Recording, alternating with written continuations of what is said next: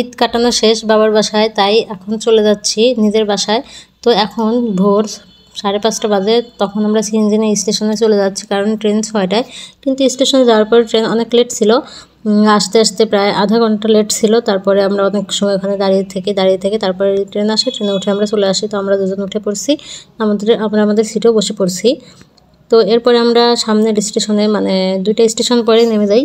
নেমে গিয়ে তারপরে দেখি যে একটা ট্রেন যাচ্ছে। তো সবাই সবার গন্তব্য পৌঁছাচ্ছে, আবার কর্মস্থলে ব্যস্ত কর্মজীবনে ফিরে যাচ্ছে। তো ছাদের উপর দিয়ে অনেক লোক ছিল, আর তারা সবাই অনেক ঘুমিয়ে আসছে। কিন্তু ছাদের উপর যারা শুয়ে ঘুমিয়ে আসছে তাদেরকে একটু ভয় লাগে না যদি ট্রেন থেকে পড়ে যায়? তো আমরা এখন বাসায় চলে আসছি। তো বাসা থেকে আসার সময় আম্মু মাছ দিয়ে দিছিল। তো আমি আর মাংস আনছিলাম না, কারণ শুধু মাছই আনছিলাম, যে মাছ যদি বাড়িওয়ালা ঘুরতে গেছে বাবার বাড়িতে, যদি তারা না থাকে তাহলে মাছটা ভেজে রাখতে পারবো। কিন্তু গোস্তটা তো আর আমি ভেজে রাখা বা কোনো রকম সম্ভব না, তাই আমি গোস্ত আনিনি, শুধু মাছগুলো নিয়ে আসছি। তো আমি মাছগুলো এখন ভেজে রাখছি, যেহেতু বাড়িওয়ালা আসেনি। ভালোভাবে ধুয়ে সবগুলো মাছ একদম ভেজে রেখে দেবো। আর হ্যাঁ, শুধু মাছই না, আসার সময় আম্মু পোলো আর মাংসও দিয়ে দিছিলো, যে বাসায় গিয়ে কি তোরা সাথে সাথে রান্না করে খাবি। তাই আম্মু পোলো আর মাংস দিয়ে দিছিলো। তো এটাই আমাদের আজকে সারাদিন চলে যায়। এটা আমার গতকালকের ভিডিও। তো এটা শেষ হয়ে যায় সারাদিন রাত পর্যন্ত। রাতে আমরা খিচুড়ি রান্না করি, আর গরুর গোস্ত ছিল, তো এটা দিয়ে আমরা রাতটা পার করে দিই।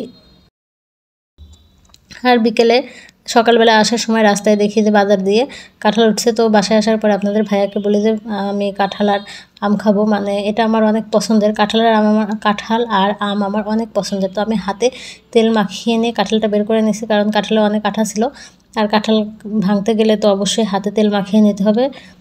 তো আমি এখন কাঁঠালটা বের করে নেব, কিন্তু বের করার পর আমি কাঁঠালটা ভাঙতে পারতেছিলাম না। আপনাদের ভাইয়ার এই লাইফে ফার্স্ট টাইম কাঁঠাল কেনা, আর আমারও ফার্স্ট টাইম কাঁঠাল ভাঙা। আমি কখনো কাঁঠাল ভাঙিনি, সবসময় আম্মুই ভেঙে দিত। এই ফার্স্ট টাইম ভাঙতে হচ্ছে, কিন্তু ভাঙতে পারতেছিলাম না।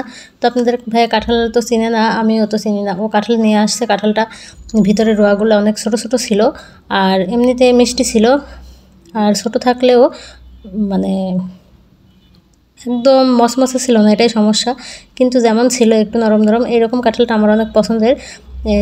আমার জন্য এটা অনেক ভালো হয়েছে। আপনাদের ভাই বলতেছিল তোমার পছন্দের কাঁঠাল হয়েছে, খুব ভালো হয়েছে। আমার পছন্দ মতো আর হলো না, অত কিনতে পারে না, এদিকে কী আর করার। তো আমি আপনাদের ভাইকে আম্রপালি আম আনতে বলছিলাম, আম্রপালি আম পাইনি, তাই ল্যাংড়াম নিয়ে আসছে। তো আমি এখন কাঁঠাল খেতে খেতে ভিডিও শেষ করে দেবো। এই যে কাঁঠালের রোয়াগুলো দেখতেছেন। তো আপনারা কে কোথা থেকে আমার ভিডিও দেখছেন সেটা অবশ্যই কমেন্টে জানাবেন। আর আমার ভিডিও আপনাদের কাছে ভালো লাগলে অবশ্যই লাইক, কমেন্ট অ্যান্ড শেয়ার করবেন। আর আমার ভিডিওতে কিন্তু অনেক বাইরের নয়েজ আসে, সেটা সবাই ইগনোর করবেন। সো সবাই ভালো থাকবেন, সুস্থ থাকবেন। আল্লাহ হাফেজ।